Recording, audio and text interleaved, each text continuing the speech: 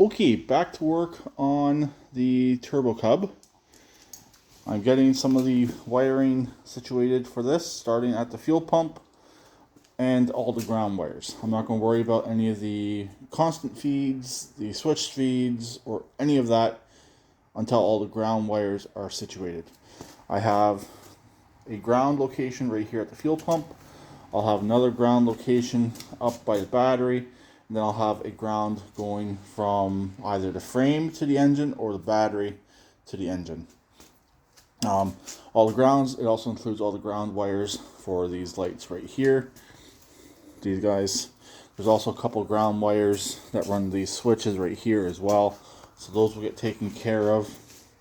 I gotta run a single ground to the rear for the tail lights. So that will get taken care of as well. I have this wire right here. This is my ground. I need to add a second one to this. So I run one to the back and one to the front. The machine still has the loops in place to run all the wiring through. So I am going to utilize those loops might as well since they're here. I do have a 4-pin fuse block. So my idea is grid heater, main fuse, lights, and probably fuel pump. This can be controlled separately, so some stuff on this will have constant power, some stuff on this will have switched power. The fuel pump will be switched to power, so most likely I won't have an actual fuel pump fuse.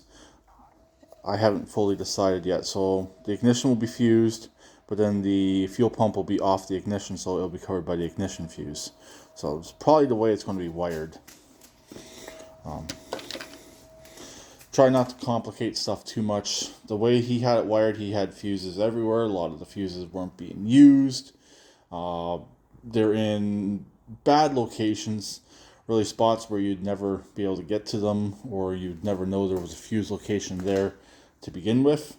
Yes, it's good that he had fuses on a lot of different things, but where he had them definitely was not the greatest location. So, like I said, fuel pump is done. It's ready to go. I do got to add the fuel filter still. I do have a brand new fuel filter for this, and my King Canada diesel generator if I choose to put it on there.